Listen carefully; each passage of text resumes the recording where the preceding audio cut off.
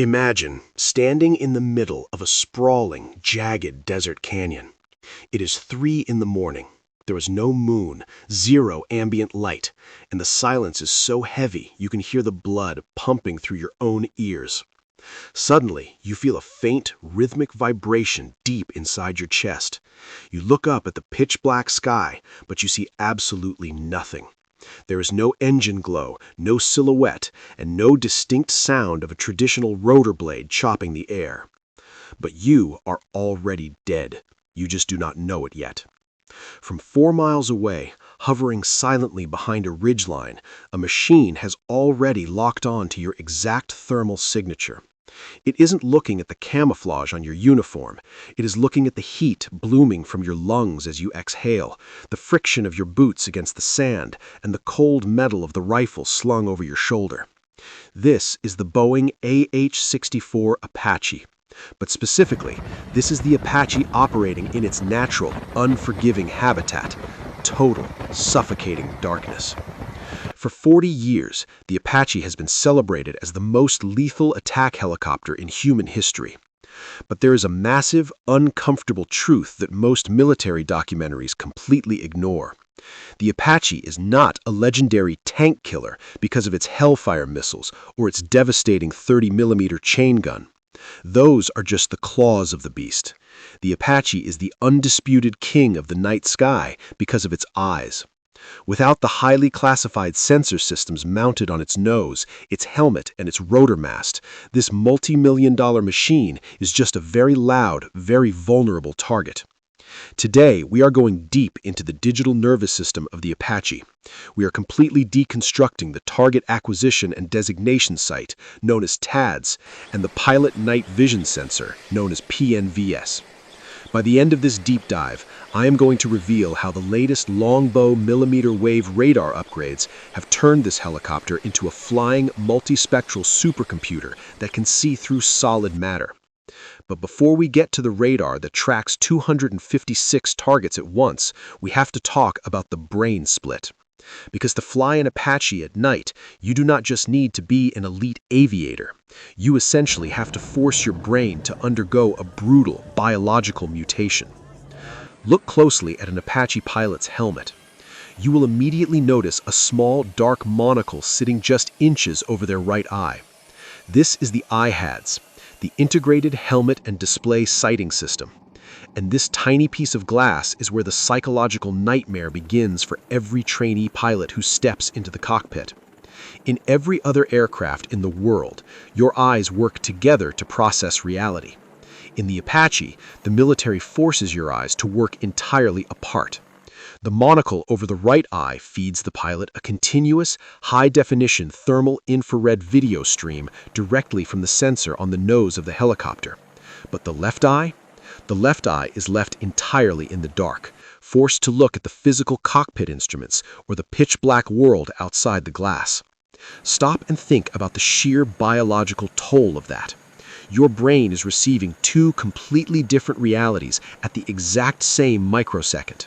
Your right eye is seeing the world in glowing, white-hot infrared, showing you power lines, trees, and enemy vehicles miles away in perfect clarity.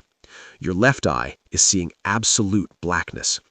Most normal human brains cannot handle this. In the first few grueling weeks of training, pilots report massive, ice-pick headaches and debilitating nausea. Their gray matter is literally trying to rewire its neural pathways to process a dual reality. Some pilots simply wash out of the program because their brains refuse to adapt. Why would the military put its most elite aviators through this neurological torture? Because of a terrifying operational concept called slaved lethality. Underneath the belly of the Apache sits the M230 30mm chain gun. If the pilot violently turns their head 45 degrees to the left, that massive cannon mirrors the exact movement instantly. If the pilot looks up, the gun looks up. If the pilot stares at a heavily armored truck 2 miles away, the onboard targeting computer automatically calculates the bullet drop, the windage, the humidity, and the distance. The gun is essentially a physical extension of the pilot's skull. It is arguably the most intimate, deadly connection between man and machine ever engineered in the history of warfare. But here is the mystery that keeps aerospace engineers awake at night. How does the helicopter know exactly where the pilot is looking while violently vibrating in a high-G combat maneuver? The answer lies in a series of highly calibrated infrared sensors inside the cockpit that map the precise position of the helmet thousands of times a second. But seeing the target is only half the battle. How do you find a target that is hiding inside a thick, blinding sandstorm? Let us look at the nose of the beast. You see those two rotating glass turrets sitting on the very front of the aircraft? That is the arrowhead system. The top cylinder is the pilot night vision sensor. That is what feeds the video to the pilot's monocle, allowing them to fly the helicopter through treacherous mountain passes in zero visibility. The bottom cylinder is the target acquisition and designation site. This is the gunner's domain. For decades, these sensors fed pilots a monochrome, grainy green and black world. But with the rollout of the Generation 3 day sensor assembly, the Apache gained a terrifying new superpower. For the first time in aviation history, the night hunter can see in full high-definition color, and it blends that high-resolution color directly with thermal imaging. This is not just a high-end camera, it uses near-infrared imaging to see straight through the fog of war. Smoke from burning buildings, massive dust storms, and thick atmospheric haze that would completely blind a regular thermal camera or a human eye are essentially erased from the screen. Have you ever wondered why an Apache can hover inside a massive dust cloud in the Middle East and still put a Hellfire missile precisely through the window of a moving vehicle 4 miles away? It is because the day sensor assembly uses a specific wavelength of light that literally slips between the microscopic dust particles. It strips away the camouflage of the battlefield. When the Apache gunner actually locks onto a target, they engage an eye-safe laser rangefinder designator. This laser is so advanced that it paints a target with a highly specific, classified digital pulse code. If a nearby drone, an artillery unit, or even another Apache is looking for that exact target, they instantly see a giant digital crosshair on their own screens. The Apache isn't just a solitary hunter anymore. It acts as the god eye for the entire battlefield matrix. But what happens when there are simply too many targets? What happens when the Apache flies over a ridge and is suddenly facing 50 anti-aircraft vehicles, 20 tanks, and a swarm of enemy drones? Even an Apache pilot's brain hits a processing wall. They cannot manually target all of them before being shot down. This is where the Apache unleashes its ultimate weapon, and it is not a missile. It is a mushroom-shaped dome sitting above the rotor blades.